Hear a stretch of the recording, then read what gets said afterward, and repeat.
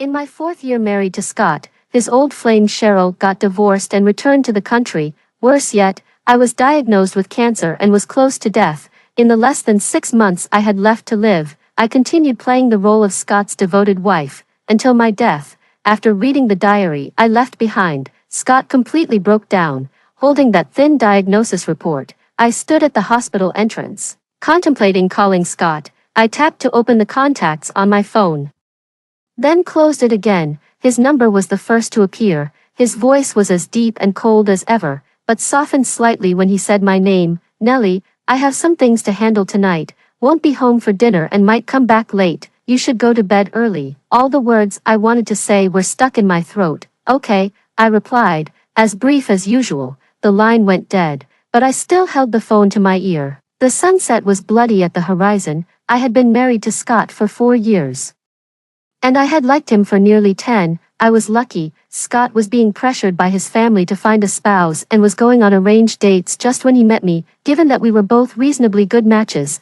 we decided to just get our marriage license. Scott needed a wife, and I was a good fit. He was a man of few words, not prone to showing his emotions, and usually expressionless. It took me 2 years to thaw this block of ice, and finally, the ice melted for me.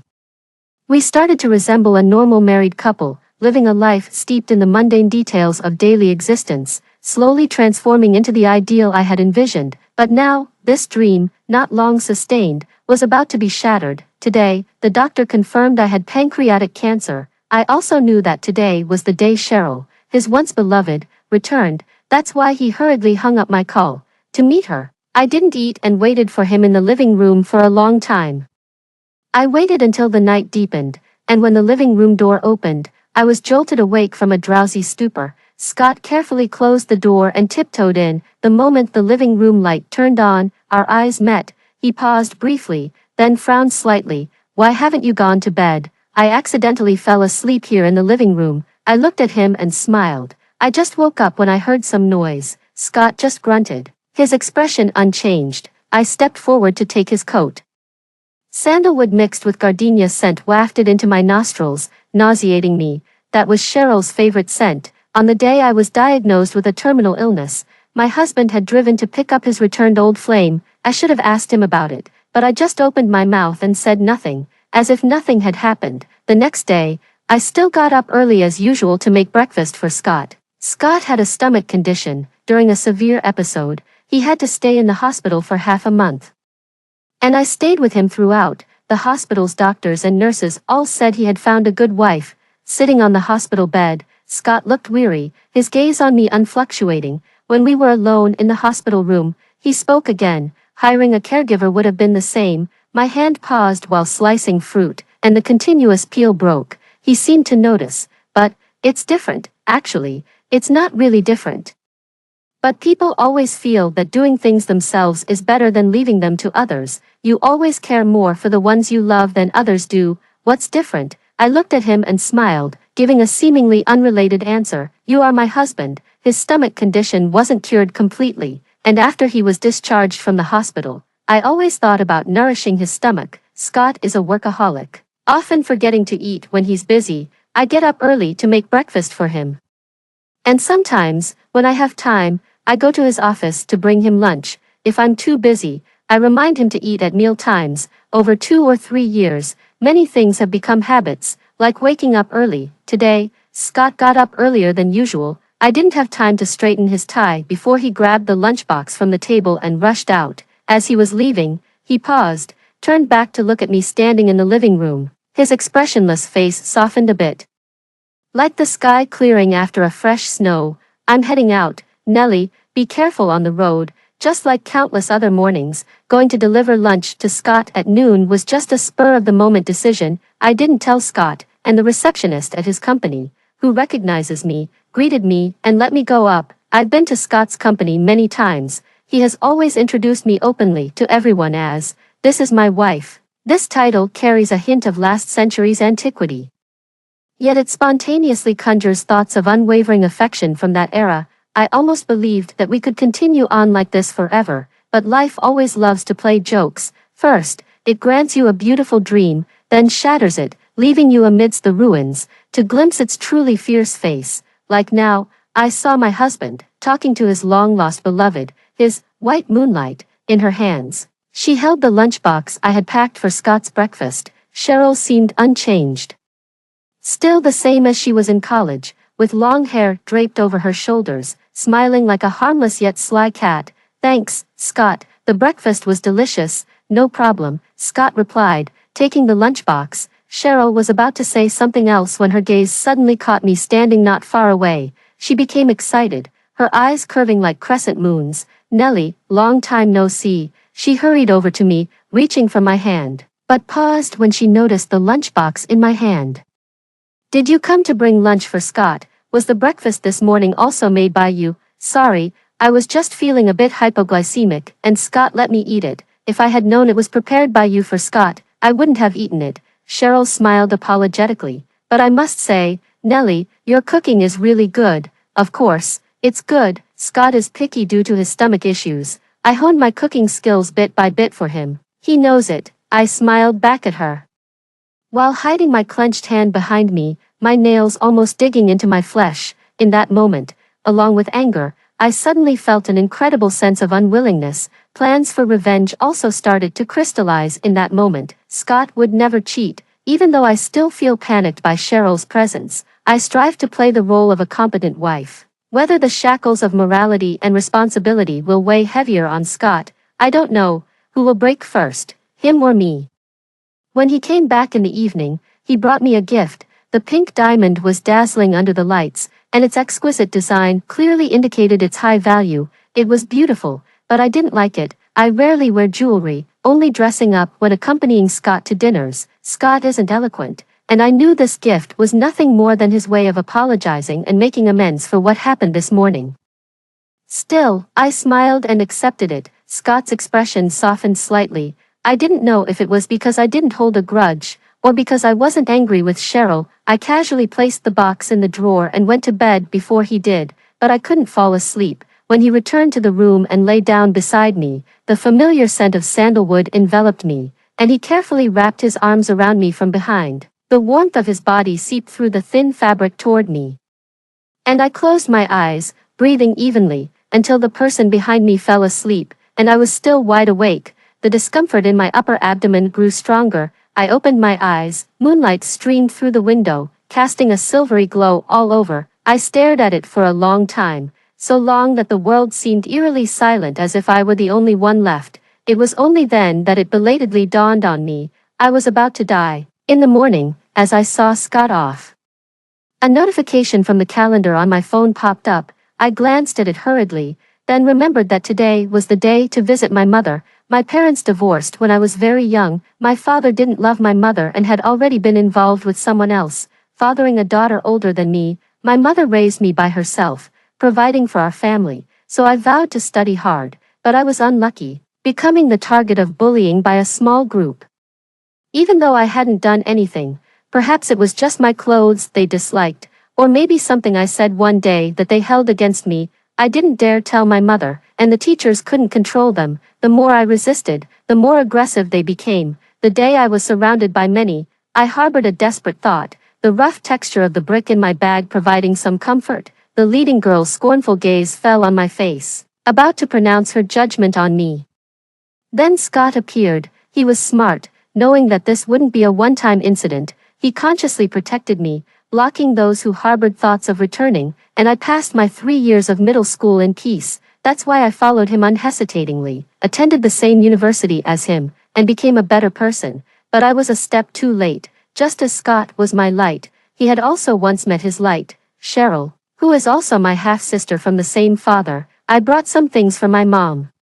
Now that she has a new family, I sat there for about 15 minutes, had a brief chat with her, and politely said goodbye. Taking a cab back, I approached the entrance of my residential area, and from a distance, I saw them again. Cheryl and Scott were walking side by side, talking about something. I saw my usually reserved husband bending his lips into a smile, his eyes soft with amusement. I froze in place, watching them laugh. A dirty little dog suddenly jumped out of the bushes behind them, barking at Cheryl. The two stopped, and as Cheryl reached to pet it, the little dog yelped and leapt towards her legs. Terrified, she quickly sought refuge in Scott's arms. Scott steadied her, his hand briefly touching her waist before quickly letting go. As I turned my head, I saw Cheryl react even faster than him. Nellie, I walked over woodenly, just as Cheryl was about to say something. I bent down before her and picked up the dirty dog from the ground. The little dog seemed scared too, burrowing into my arms, but it didn't struggle. Scott, I said, looking at him with a smile, I'm going to keep it. The atmosphere suddenly cooled. I just smiled and repeated, I'm going to keep it. Scott accompanied me to the veterinary hospital, where the dog underwent a checkup. It turned out to have many problems. Its bones were fractured, there were scratches on its abdomen, and countless other minor issues. But it was well behaved, allowing the vet to examine it without any fuss.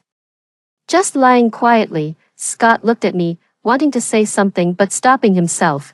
He remained silent all the way home after the checkup. The dog stayed in the hospital, and I named it Lucky. The atmosphere between us became abruptly stiff when we got home. Scott didn't speak, and I kept silent too. It wasn't until we both entered the bedroom that the warm orange light suddenly made the room very cozy. I sat on the bed and watched Scott come in wearing his pajamas.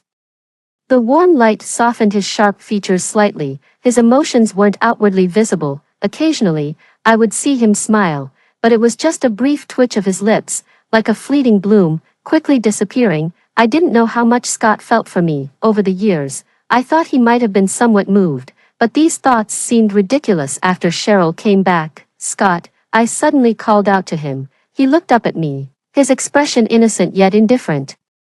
Do your words still hold? What words? You said, I am your wife. You would be good to me for a lifetime. I looked at him and smiled. Scott suddenly looked away, his voice indifferent. Why ask this all of a sudden? It's nothing, just remembered. A vague pain surged in my upper abdomen. The pain in my waist intensified at night, and my nerves throbbed as if they were being tightly twisted. Yes, he answered just as the light in the room went out. His warm breath fell on my cheek, and he gently kissed me. Good night, Nellie. As his breathing behind me gradually steadied, I carefully extricated myself from his embrace, turning to face him. Then, using the moonlight, I traced his features inch by inch, from his brow to his chin. Scott would not have an affair, but he was always thinking of Cheryl. Suddenly, I wanted to know, if I died, what would Scott feel when he remembered these moments? Leaving the hospital that day, so many thoughts crossed my mind, eventually tangling into a messy ball of yarn in my brain. The first thought that popped up was, what would Scott do if I died? He would have to remarry. At that moment, I thought, if Cheryl got divorced and he lost his wife, the two of them would end up together. It doesn't matter, but definitely not now. So, I've changed my mind. The first time I met Cheryl was on my 10th birthday. My mom took a rare day off to take me out to a restaurant. It was a fancy place, and the dishes were quite expensive. So Mom only ordered a few items. Not far from us, there was a family of 3, laughing and chatting. While my mom and I were somewhat silent, the girl at that table kept laughing, dressed in a beautiful princess gown and wearing a glowing crown. Her father sat across from her, constantly taking pictures of her. It wasn't until her father got up to go to the bathroom that a familiar profile caused me to drop my fork onto the table. My mom noticed my reaction and followed my gaze, then calmly looked back. Should we go over and say hello? She asked calmly. After all, he is your father. When my father returned to his seat, the little girl ran to him with a laugh. He picked her up in his arms, and both of their faces were brilliantly smiling.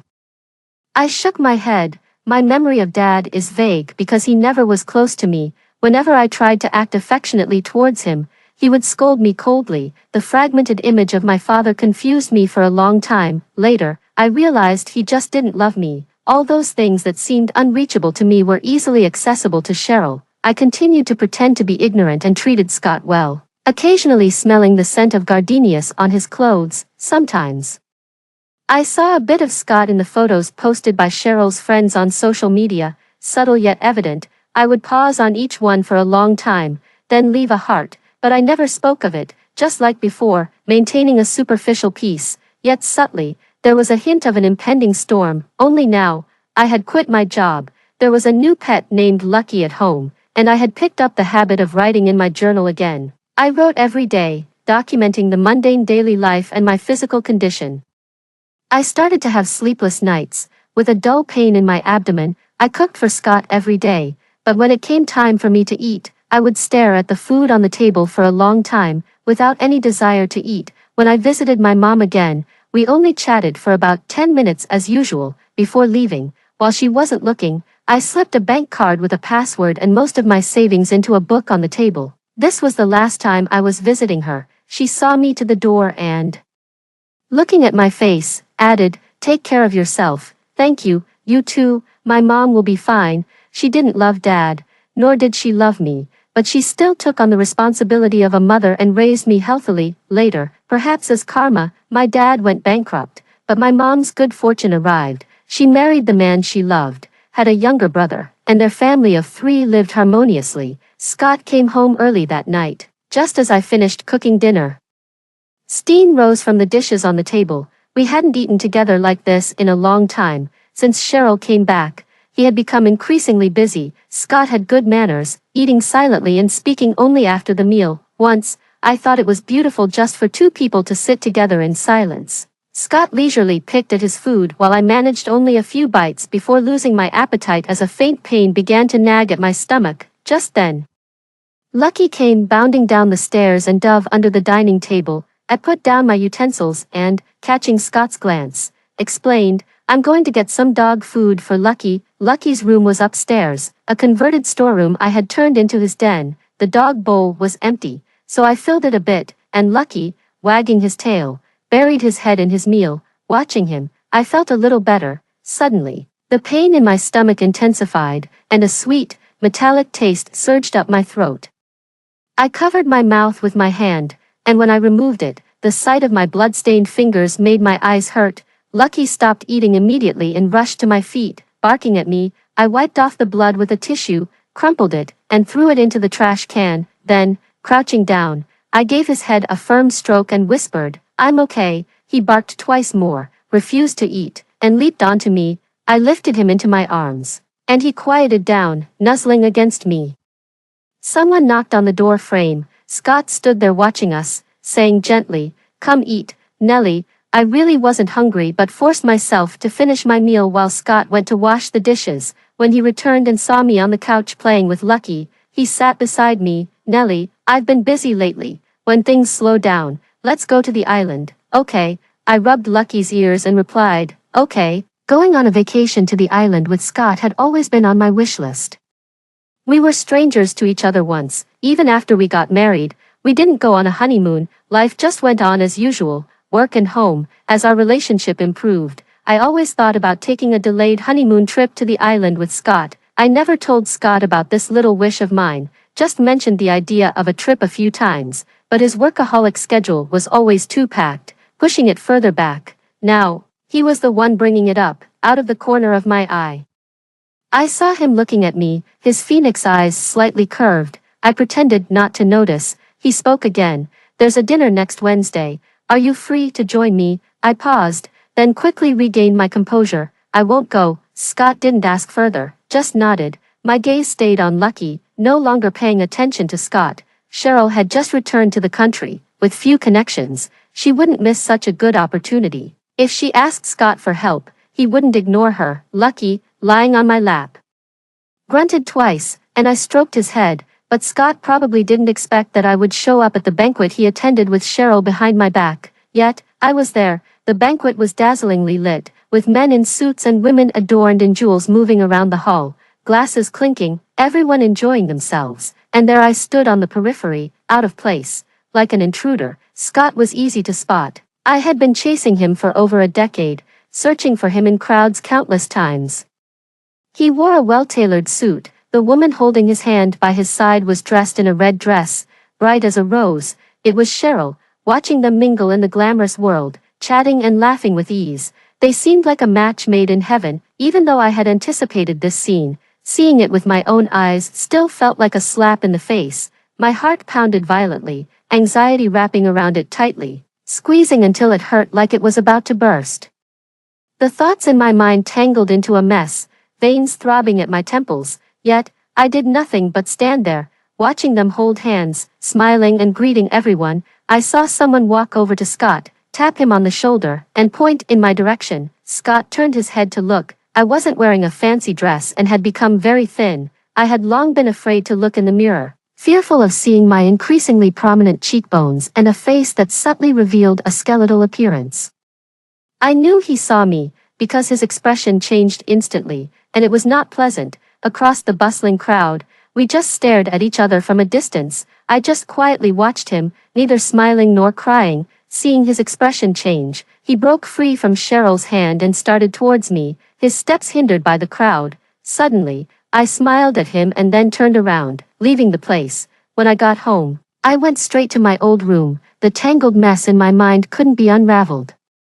The vines around my heart tightened even more, as if they were about to explode the next second. I could no longer keep calm. Everything on my desk was swept to the floor, crashing down with a loud noise. It wasn't enough. The books on the shelf were wildly torn by me, sheets of paper fluttering to the ground like untimely snow.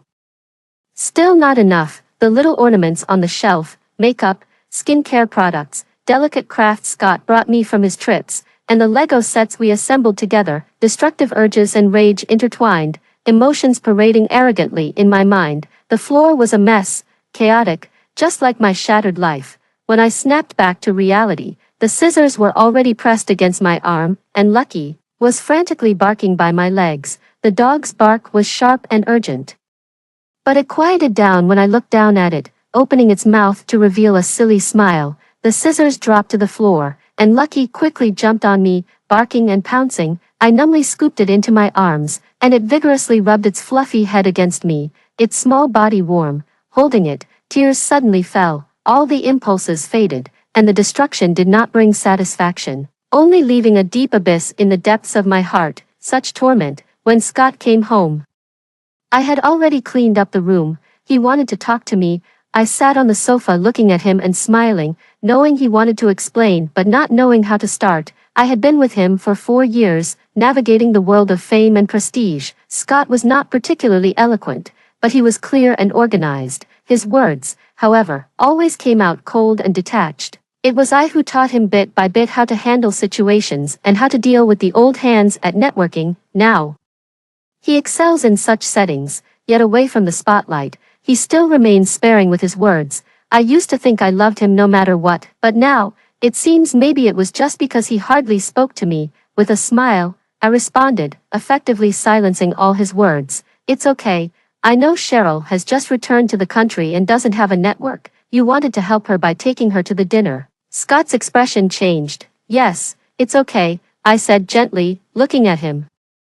I don't mind. Scott looked at me, silent. Our eyes met. I kept my gaze on him, gentle all the while. After a long while, he finally averted his eyes. Then, suddenly, he hugged me tightly, as if trying to merge me into his body, making it hard for me to breathe. His warm breath fell on my ear. Nellie, it was intimate. You've lost weight. I smiled but did not respond. The scent of sandalwood mixed with gardenia surrounded us, and I forcefully suppressed the urge to vomit. The next morning, as usual, I saw him off to work. I thought he was about to leave, but Scott suddenly stopped in the living room. Nellie, in a gentle voice, he said, I forgot to tie my tie. Somewhat resigned, I went upstairs to grab one for him and handed it to him. Scott didn't take it, instead bowing his head. Help me, Nellie. I did as he asked, and once I had adjusted the tie, I announced, done. Suddenly, his hands confined my waist, pulling me close against him. I looked up at him. Scott.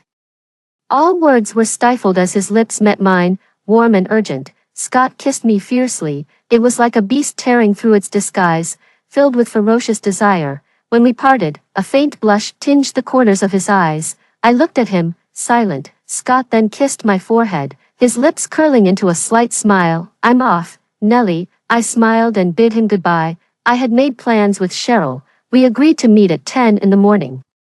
I arrived on time and waited for her in the cafe for an additional half hour before she leisurely appeared. Cheryl was beautiful, having lived a privileged life before her father went bankrupt. After her father's bankruptcy, she was still fortunate, having married abroad. Now, divorced and back in the country, she had Scott's support everywhere. How lucky. Cheryl sat opposite me, her makeup immaculate, her smile sweet, and me, with dark circles under my eyes, gaunt, looking utterly unwell. Nellie, why did you suddenly ask to meet? Our connections were not deep, merely former schoolmates at best, and I wondered how she could address me so familiarly. I hadn't touched the fruit tea ordered on the table. The cool touch helped me regain my composure. You've already ordered, huh? Cheryl's gaze fell on the table, and she smiled as she called over the waiter, an iced Americano, please. She then propped her chin on her hands and smiled at me. Scott likes iced Americano too.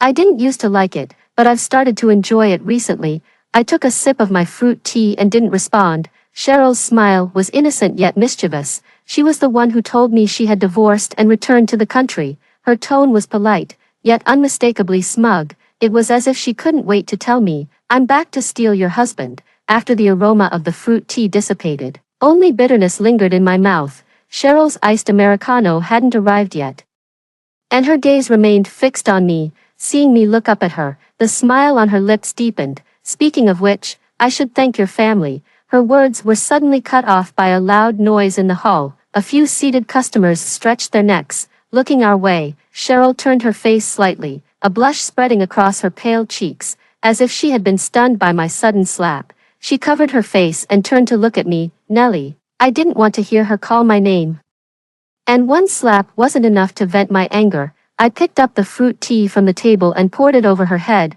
The dark liquid streamed down her hair, dripping onto the table and staining her white shirt. Lemon slices, peaches, and bits of fruit stuck to her hair, clothes, and bag. Her makeup, not very waterproof, began to run. She looked ridiculous and laughable. She paused, and in the cafe, numerous eyes were fixed on us, watching every move. Suddenly, her eyes reddened, and she looked like she was about to cry, eliciting sympathy. Nellie, what are you? Cheryl, I cut her off coldly. You know what you did. Don't play your innocent games with me. Tears shimmered in her eyes, threatening to fall. You came back for Scott. You knew he would treat you well and you wanted to steal him away, right? I looked at her calmly, my voice steady. Her face turned deathly pale for a moment, then she quickly regained her composure, pulling out a wet wipe from her bag to slowly clean her face. Yes, Cheryl looked at me, slowly curling up a smile full of determination. Her voice lowered. Nellie, love can't be forced. We had crossed a line. I looked at her and suddenly smiled. You're right, Cheryl. How about we make a bet? If you win, he's yours. I will step aside willingly, and you won't have to worry about being the other woman. Cheryl watched me quietly, smiling sweetly. All right. When Scott came home, I was writing in my diary. Hearing him enter, I put down my pen and stuffed the diary into the drawer. Scott had been coming home early recently. Sometimes, he would even join me for walks with Lucky in the evening. One night, as I sat in bed reading, he suddenly came over and pulled me into his arms. I leaned against him, feeling the warmth that belonged to someone else. He rested his chin on my head and read along with me the melodramatic romance novel in my hands. In the story, when the male lead supported the secondary female character, and she slapped the protagonist, she cried out, I am your wife. His hand around my waist tightened. I casually turned to the next page. I continued reading, watching the male lead repeatedly help the supporting female suppress the protagonist, seeing her get hurt again and again, until she finally resolved to leave him. The male lead suddenly realized his mistakes and immediately began to chase his wife, going round and round until they reached a happy ending. I finished the book in the middle of the night. I remembered the sleeping pills in another room and tried to extract myself from Scott's embrace, but he didn't let go and held me tightly. Scott Brown. I called out to him. What? He responded softly. The room fell silent, so quiet that I could hear his heartbeat. Nellie, he murmured as he buried his head in my shoulder, his voice carrying a hint of grievance. You never used to call me by my full name. I almost wanted to laugh. Scott never used to call me full name either. He used to address me with a distant and unfamiliar attitude, politely calling me Miss Nellie. It seems we both have changed. I turned to face him, wrapping my arms around his waist, and cheerfully called him Scott. He looked at me, his eyes meticulously searching every bit of my emotion. Then he closed his eyes and pulled me a bit closer. Nellie, I never knew Scott could be so affectionate, but if he truly loves me, why does he care so much about Cheryl? It's been a week since I arranged to meet Cheryl. Our wedding anniversary is approaching, and Scott has been more clingy. Today is the 100th day of my diary, coincidentally also our anniversary. Scott remembered something I mentioned in passing and came home early. Spending the afternoon busy in the kitchen, I took Lucky out for a walk, and when I returned, he had already set everything up at home. The table was laid with delicious-smelling dishes, and Scott stood by with a smile, his eyes soft as he looked at me. "Nellie, welcome back." Roses and music, cliché but romantic, underneath the champagne. There were 2 tickets dated for the day after tomorrow. I glanced at Scott, then at the tickets, and smiled. The clock pointed to 8. The atmosphere was perfect. Until Cheryl's call came through. She was crying pitifully, saying she felt terrible. "Scott, I'm really suffering. I'm here all alone in a strange place. Can you come and help me?" "Scott." The romantic atmosphere shattered abruptly. Scott glanced at me, just that one look, and I understood. "I'm sorry, Nellie. I'll take her to the hospital and come right back. It'll be quick." I just asked him one thing. "Can you not go?" Scott looked at me, silent. The atmosphere dropped to freezing in an instant. I saw the smile fade from his lips, turning back into the Scott from 4 years ago, the stranger Scott. He averted his eyes, then reassured me, "I'll be right back. I won't miss our anniversary." It seemed like we were at a stalemate. Finally, I gave in. I said, "Okay." Scott turned and walked towards the door. While I stood in the living room watching his retreating figure, he looked back. I smiled, just like countless times before. Like a dutiful wife greeting her husband, I said, "Be careful on the road." He replied, "Okay." I watched him disappear into the night, the music still playing from the stereo. Casually, I smashed it to the ground, and after a loud crash, the living room fell silent. I turned and went back to my room. Scott wouldn't be coming back today. I knew that. Cheryl had won the bet, but I hadn't lost either. I returned to my room, locked the door, and pulled out my diary from the drawer. Flipping to the latest page, as I began to write on the last page, I suddenly found it extremely difficult. All thoughts in my mind scattered again, like an unsolvable code. My abdomen, head, and heart felt as if they were being carved open with a knife. I suddenly felt very cold, as if it seeped out from my bones. My hand trembled as I held the pen, but I still wrote meticulously. "Today is our wedding anniversary. Scott cooked for me and even decorated the house. He also planned to take me to an island." The ceremony hadn't started yet when Cheryl called. Scott went to find Cheryl. "He left me behind. I can never go to the island now. Goodbye, Scott." Tears fell, blurring the ink on the paper, yet I felt no sadness. The tears came from pain. I live by love, the love from others and the love I have for myself, because without anyone to love me, I survive on my love for Scott alone. I loved Scott so much. After all this genuine love was exhausted, I was left as nothing but a shell, like a candle burnt out to its end, not meant to last. My last bit of love for Scott dissipated today. With the final word written, I sat at the desk, laughing heartily, a liberating laugh. My role in this drama ends today. Why I kept secrets from Scott, why I pretended not to see their trivial affairs, why I gave Cheryl a chance. What I gave Cheryl was not a vine to climb, but a sharp, pointed knife. The living cannot compete with the dead. It doesn't matter if Scott does not love me, but he will never forget me for the rest of his life. He owes me. I want him to feel guilty, to regret. I want him to read this diary, to repeatedly experience my feelings, to spend his life recalling how, as his wife succumbed to a terminal illness, he slowly pushed her into an even deeper abyss of despair. This absurd play is driven to its climax by my death. Next, it's Scott and Cheryl's turn. The hard sleeping pills lodged in my throat, uncomfortable. Forced down by swallowing, on the countertop, not only my diary lay but also the meticulously written recipes for him. His stomach is weak, and he's picky. Over these 4 years, I've slowly figured out what suits his taste. Also, my final gift to him. I lay quietly on the bed, hands folded, waiting for death to arrive. The room was very silent, until a dog barked outside. Something heavy kept bumping against the door, making a dull sound, and I, staring at the ceiling, ignored it all. Lucky was still barking, but sleepiness began to dominate my brain, consciousness fading away. Suddenly, Scott felt an immense panic, as if he was about to lose the most important thing. It resembled the day in the banquet hall, when he saw Nellie standing in the distance, pale and gaunt. He looked as though he might leave at any moment. Only one thought was screaming in his mind. Hold on to her, don't let her go. but she left, overwhelmed by a huge sense of panic. He even forgot why he had attended the party. After spending over an hour distractedly, he hurried home. He thought Nellie would be angry, jealous, and question him furiously about why he had acted this way, but she didn't. Instead, she just sat on the couch, smiled at him, and then gently reassured him. His feelings of insecurity did not subside, they intensified instead. "It's okay," Scott comforted himself. Nellie loved him. He always knew Nellie loved him because she was always straightforward, passionate, and sincere. He knew Nellie would be understanding and forgiving, so when Cheryl called him, crying and using that once familiar nickname, he agreed to meet. Nellie would understand him. He took Cheryl to the hospital, set her up with N4, and was about to leave when she suddenly grabbed his sleeve. With tears still in her eyes, Cheryl looked at him pleadingly. "Scott, will you stay here with me for a while?" Scott wanted to refuse. He had promised Nellie he wouldn't miss their anniversary, but there was Cheryl, looking at him with tearful eyes, her body frail and trembling, and it was night. He softened. When Scott returned, it was already past midnight. The living room light was on, casting a warm glow in the dim, pre-dawn light.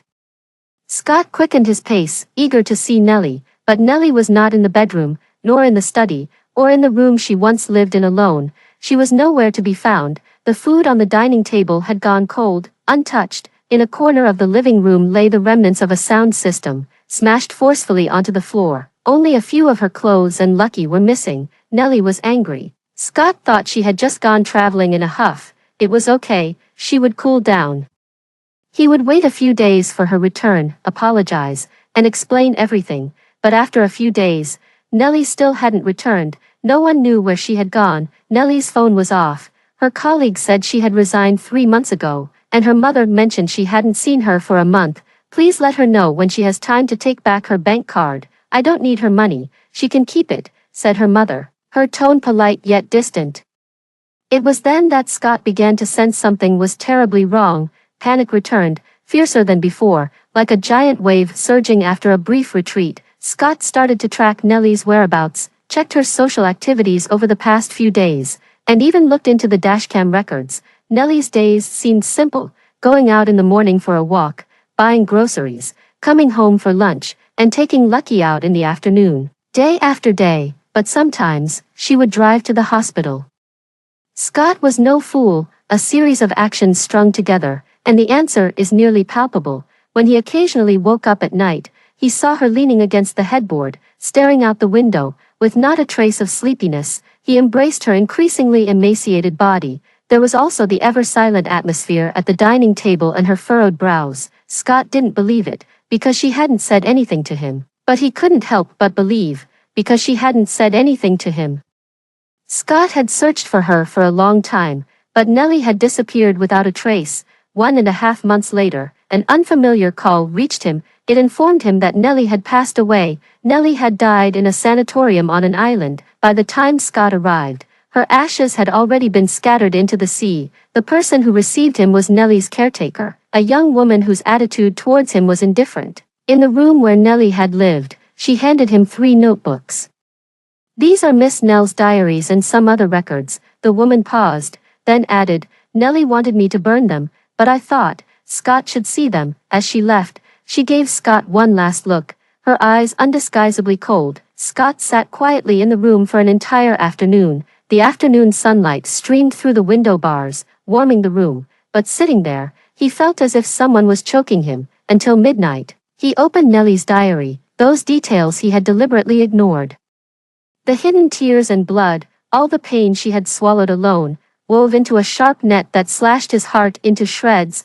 May 17th, the doctor told me I was diagnosed with pancreatic cancer. He looked at me with a bit of pity. Actually, I didn't really listen to much of what he said. Basically, it's incurable. The doctor advised me to be admitted to the hospital for treatment as soon as possible. I don't want to. I dislike hospitals. Their cold walls, the ubiquitous smell of disinfectant, and the oppressive atmosphere, and there's no one to accompany me.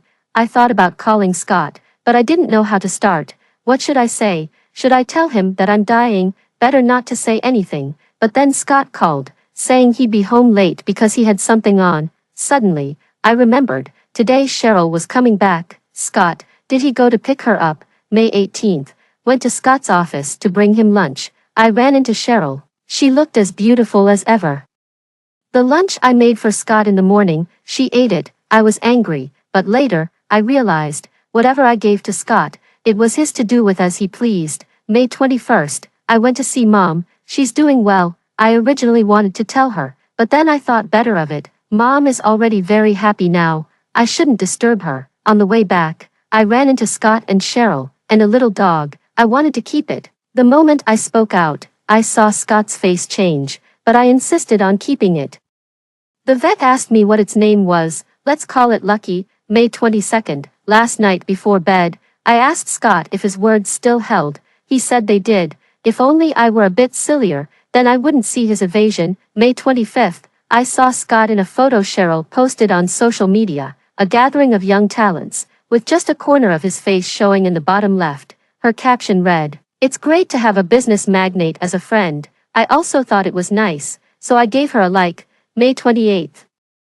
Lucky has been home for a few days now, and the dog supplies I ordered online have arrived. I went to the courier station to check, and the owner had packed them all together. It was quite a lot. When Scott came back, I told him to help me pick up Lucky's parcels. He agreed, then turned and headed to the study. I wonder if he'll remember. June 1st, Children's Day. I took Lucky out for the day.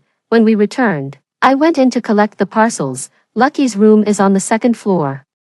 I didn't wait for Scott to return. June 7th. My sleep quality is terrible, and I often can't fall asleep. During the day, I took Lucky out and passed by a cake shop. It reminded me that it had been a long time since I last had a dessert, so I bought a box of tiramisu. But when I got home, I suddenly lost my appetite. I used to love desserts, but now, looking at the sticky cream, I just feel nauseous. June 19th. Scott seems to be getting busier and keeps telling me not to wait up for him at night.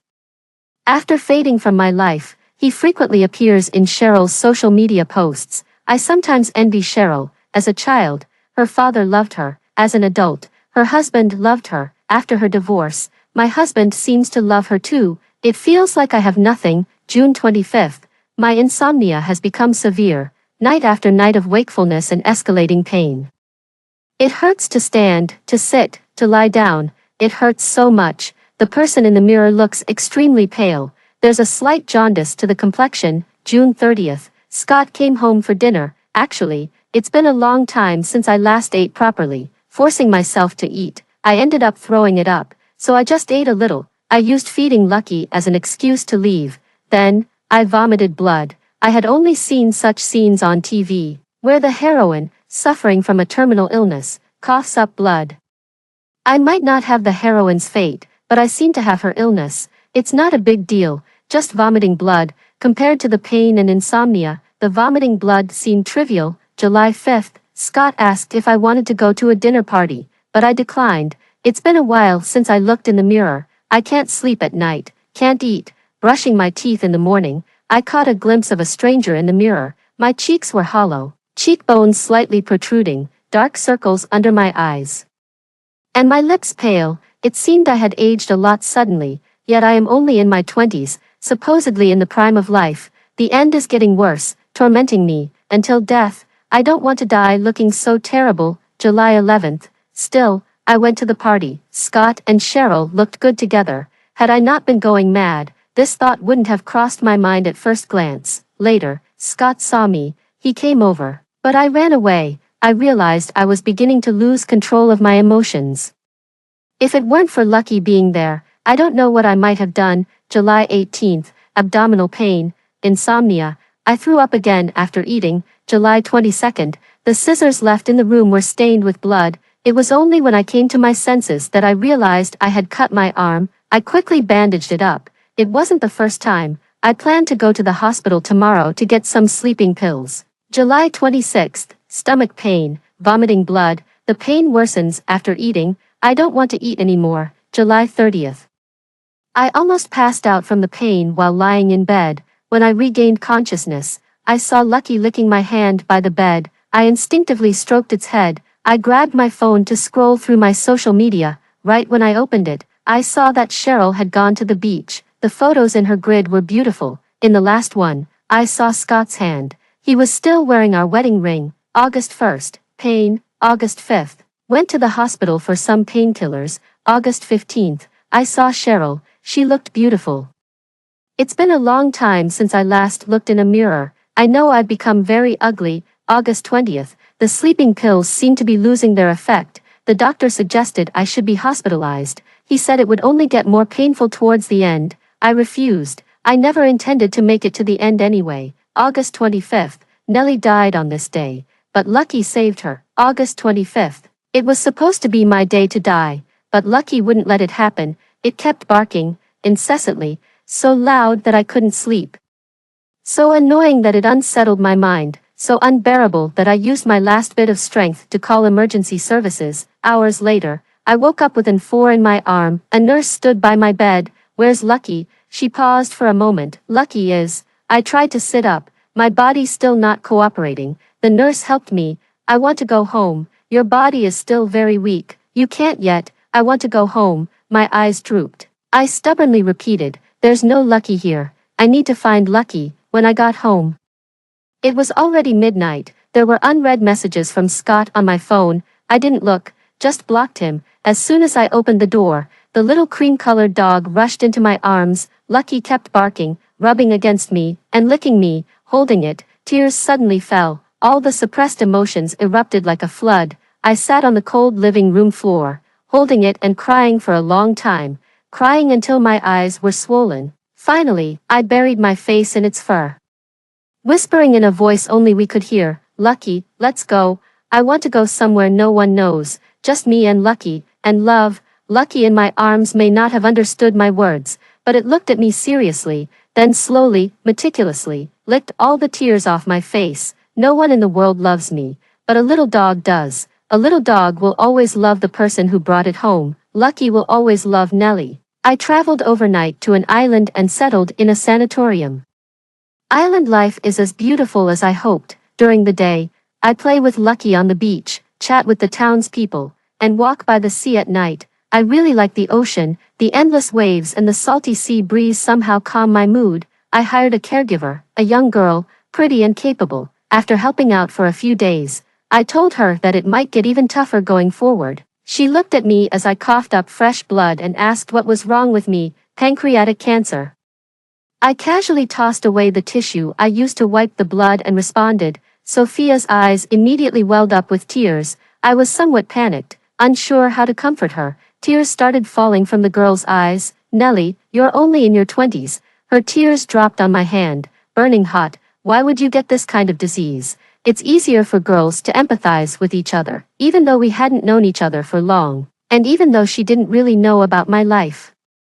The sorrow and sadness she felt for me were so genuine. I wasn't actually sad, because I was used to it, but when she carefully held my hand, choking up as she asked, does it hurt a lot? I still ended up crying. The illness had already tormented me beyond recognition. From the moment I opened my eyes, the pain woke up with me, and it followed me like a shadow. I couldn't eat. All those foods that used to be delicious now tasted like wax to me. I was scared to eat, because it would hurt even more afterward. The pain wasn't just physical, neurological exhaustion from insomnia. Having no one to talk to, I could only chew over these pains day after day by myself.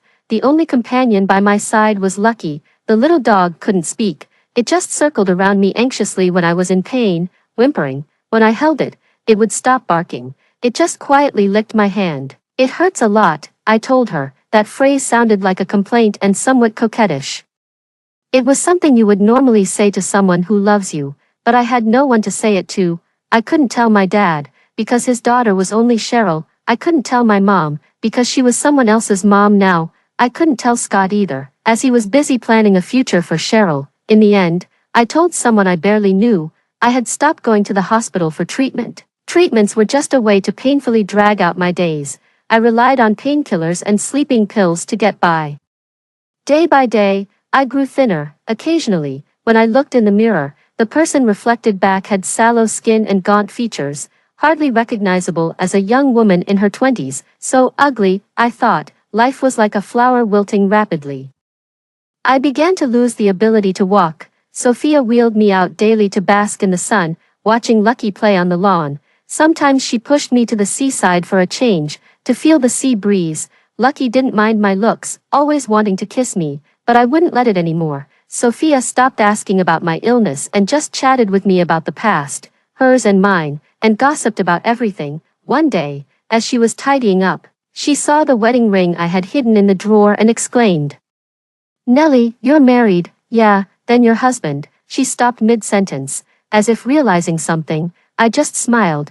He doesn't know I'm sick, nor does he know I secretly came here." "Did you guys get divorced?" Sophia blurted out quickly, then immediately covered her mouth. "No." "Why did he do that?" I smiled, didn't answer her question, and changed the subject. Days on the island pass quickly. Happy times are always fleeting. I'm starting to give in.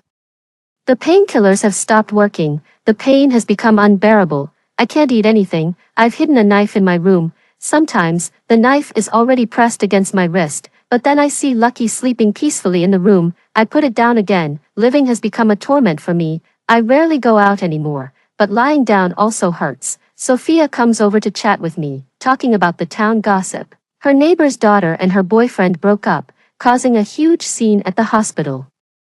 Sophia sighed. It was a horrific scene. How can someone use their own life to save a relationship? Because she loved too deeply once, it later turned into an obsession. That's why she can't let go. I looked at her and smiled. I used to be like her, because I've never been loved in my life. I've always longed for love. Sophia looked shocked. I never realized. "Nellie, you're so gentle." "Because I have Lucky now." Try to talk to her, Nellie. In the end, she will see reason. She still has a chance. Can cut her losses, and start anew, but I no longer have that option. I really can't hold on anymore. I asked Sophia to take me for a walk. By evening, there weren't many people by the seaside. We walked and stopped intermittently. It was very quiet along the way. Lucky didn't bark either. When she pushed me back to the room, Lucky squeezed in too. These past few days, I hadn't let it into the room. It ran to my bed, wanting to jump up and cuddle. I asked Sophia to take it away. It wouldn't let her carry it. Dodging left and right, then bared its teeth and growled fiercely at her. "Lucky." I called its name. It calmed down again, its eyes looking at me, inexplicably aggrieved. I glanced at Sophia. She picked it up and took it away. Outside, it barked a few times. The sound gradually faded. I remembered the first time I saw it. It was dirty and skinny, looking very pitiful. Later, the doctor said it had many health issues and had been abused. If only I could have met it sooner. The pain was so intense that my consciousness began to falter. I hope in the next life, I can bring Lucky home sooner. Let it be a happy and healthy little dog. It wouldn't have to suffer from hunger or cold, nor be abused, and I could learn to love myself sooner. When Sophia opened the door, a tall, thin figure was already standing in the yard. It was Nellie's husband. I don't know when he arrived. Frost had settled on him. When he saw her, he gave a stiff smile, like a wind-up puppet. "Sophia, could you take me to the places she used to frequent?" Sophia didn't speak. She didn't like this man. Nellie had always been secretive about her marriage. Sophia could only indirectly inquire about any emotional matters. Of course, she was curious. One day, while helping Nellie tidy up her room, she knocked a book off the table. A notebook fell out and opened. She admitted to being curious, glanced at the contents while bending down to pick it up, carrying Lucky in his arms. The diary that was knocked over was Nellie's diary of unrequited love. The name Scott filled most of its pages. In her 20s, still rich in imagination, she pieced together a story of long-held, unrequited love from what Nellie had shared, a tale of marrying someone else in the end. That narrative persisted until the man who came to handle Nellie's belongings appeared, wearing a wedding ring identical to Nellie's and signing his name as Scott. She was suddenly bewildered.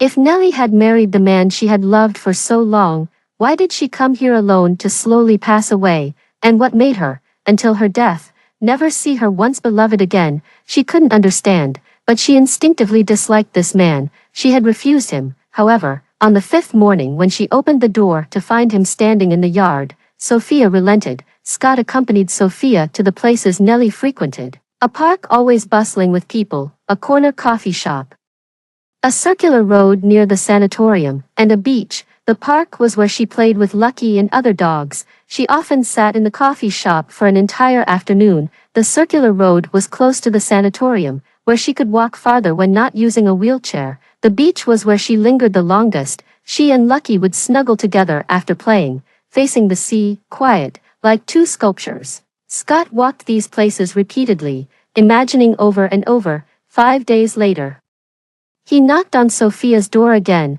With unexpected trepidation, he hesitated before asking, "Sophia, can we talk about Nellie?" The person before him suddenly changed color, her hand trembling on the doorknob. After a long pause, she said, "I can't." The girl, usually cold to him, became emotionally charged, her eyes reddening. What does Scott want to hear? Hear about how she struggled alone with her illness? Hear about her dying alone, with only a dog by her side?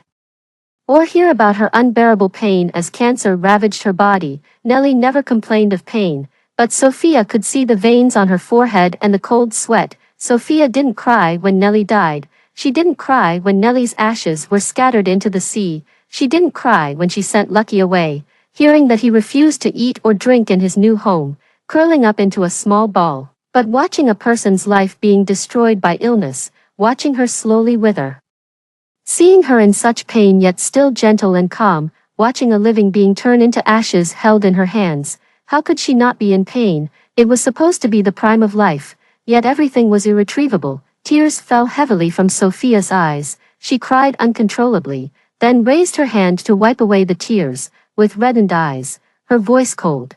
Scott, where were you when she was suffering from her illness? Where was he?" Indeed, Scott thought, he was with Cheryl.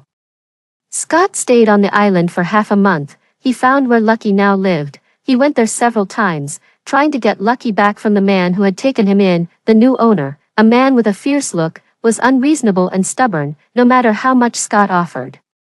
The man ignored him, even threatening him with a broom to chase him away. Scott persisted, returning the day after being driven away. After 7 or 8 days, the man, unable to tolerate it anymore, stood at the door cursing Scott, then asked, "Why on earth do you want this mongrel so badly?" Scott stood silently, taking the scolding like a schoolboy. After a pause, when he heard the question, the air hung heavy. The man turned to go back inside, but suddenly heard Scott say, "She was my late wife's cherished companion." The burly man turned around, gave him a few glances, and then entered the house without looking back. Scott stood silently at the doorway. After a short while, he came back out, cradling the little white dog in his arms. The man handed Lucky over to him. "Take good care of her, otherwise, she'll blame you when you see her again." Lucky wasn't close to him. Scott took her home, but her bed and toys were still in the old house, yet every day Lucky stayed in the room where Nellie had once lived. Scott knew it was because it still smelled of her.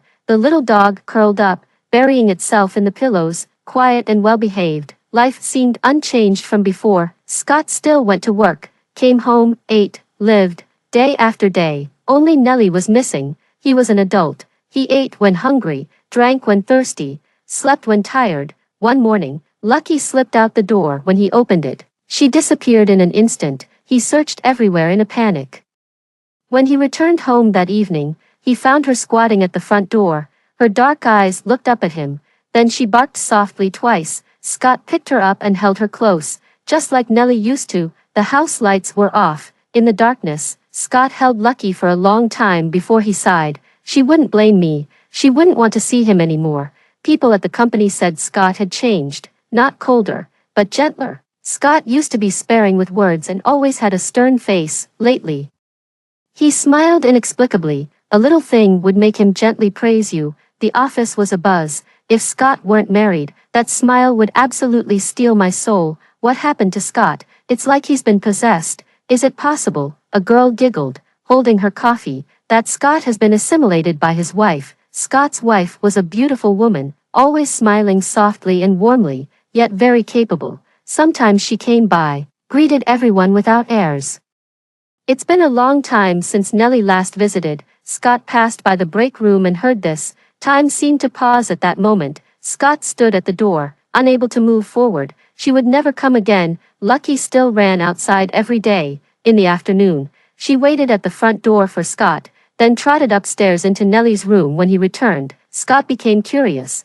What did she do outside every day? He followed her one day, watching her make her way to the park, find a sandbox, dig for a while, then leave and follow the same path back, circling the neighborhood twice, then she would return home, squatting at the front door, waiting for him. At first, Scott didn't understand, until one day, a girl in the park petted Lucky and softly asked, "Lucky, who are you thinking of today?" Suddenly, it all made sense. Lucky hadn't forgotten Nellie. Her daily wanderings, exploring every corner, were in search of Nellie's scent, maybe even her shadow. Lucky barked twice, then fell silent. He suddenly realized this was the route Nellie took him on every day. Nellie was gone. He kept walking. That day, when Scott returned home, he followed Lucky into Nellie's room again. The little dog crawled under the desk and pulled out an empty bottle. Scott held the empty bottle and looked at it. It was labeled with sleeping pills. He suddenly remembered the line that had been crossed out.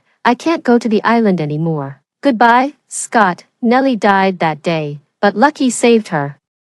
The empty bottle of sleeping pills, the scratch marks on the door, the tear-blurred handwriting, the unanswered messages, and Nellie, who was supposed to die that day. The suppressed grief instantly turned into a torrential flood, overwhelming him. Regret transformed into a monstrous beast, swallowing him whole and then chewing him over and over. Scott collapsed on the floor, repeatedly recalling the details of that day. Like a form of self-torture, he kept thinking over and over. What exactly had he done? 3 days later, Joey finally knocked on his friend's door. Cheryl had sent Scott texts and called him, but he hadn't responded to any, so she reluctantly sought Joey's help. Joey stood at his door knocking for 3 solid hours. Scott, wearing only a white shirt stained with various liquor marks, opened the door, startling Joey. The strong smell of alcohol made him want to vomit, but fortunately, Scott looked just unkempt and smelled strongly of booze. Yet his mood seemed relatively stable. As usual, his face was expressionless, but he seemed communicable. Without a word, Joey entered the house, followed by Scott. The moment he saw the inside, he almost cursed out loud. The living room was filled with empty liquor bottles, neatly arranged on the floor. Everything in the house was in order. Scott sat on the sofa, picked up a bottle of liquor from the coffee table, and tilted it towards his mouth. Joey stepped forward and snatched the bottle away. The colorless liquid poured over Scott. He looked up at Joey, said nothing, just slowly reached into a box next to him and prepared to open another bottle. "Scott, have you lost your mind? You're lucky to be alive, and you're still drinking." Joey grabbed the bottle again, cursed twice, then saw his friend collapse on the sofa and close his eyes. Complete madness. When Scott woke up in the hospital, the first thing he saw was Joey at his side. His head felt foggy, as if he remembered Joey yelling at him. Scott thought for a while. All he remembered was drinking continuously, going to the bathroom to vomit when he couldn't drink anymore, and then continuing to drink. But he never got drunk. Joey put down his phone and saw his friend lying on the bed, staring straight at him. The lack of expression was even more frightening. Joey was furious. "Nellie's gone." The sudden statement interrupted Joey's anger, his friend's voice raspy like sandpaper. "Gone? Where to?" His mind couldn't catch up. Scott lowered his gaze. "She was sick." "What illness?" "Pancreatic cancer." Joey quieted down. "On our anniversary, Cheryl called me, said she was sick, asked me to come see her. When I was leaving, Nellie asked me if I could not go. I didn't answer." That night, she was alone at home and took a lot of sleeping pills. "Joey." Scott looked up, his eyes as still as stagnant water. "You say? What was she thinking when she last saw me off?" Joey remained silent. "When she took the sleeping pills and lay in bed waiting for death, what was she thinking?" No one answered. The person in the bed suddenly sat up, eyes red, voice hoarse and painful. It was unclear whether he was asking Joey or himself.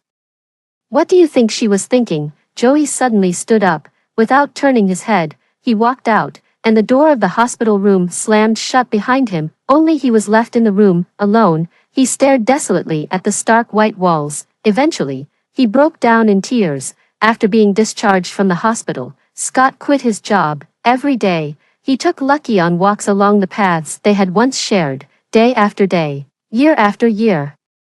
He tried to cook following the recipes Nellie had written for him, from awkward to proficient, yet he always felt something was missing compared to Nellie's cooking. Later, he too began to suffer from insomnia. When he couldn't sleep, he would read Nellie's old diaries. Every page mentioned his name. He would read them over and over again, crying and laughing. It turned out she had carefully cherished her affection for him all those years. Eventually, Lucky could no longer walk. It had been a stray.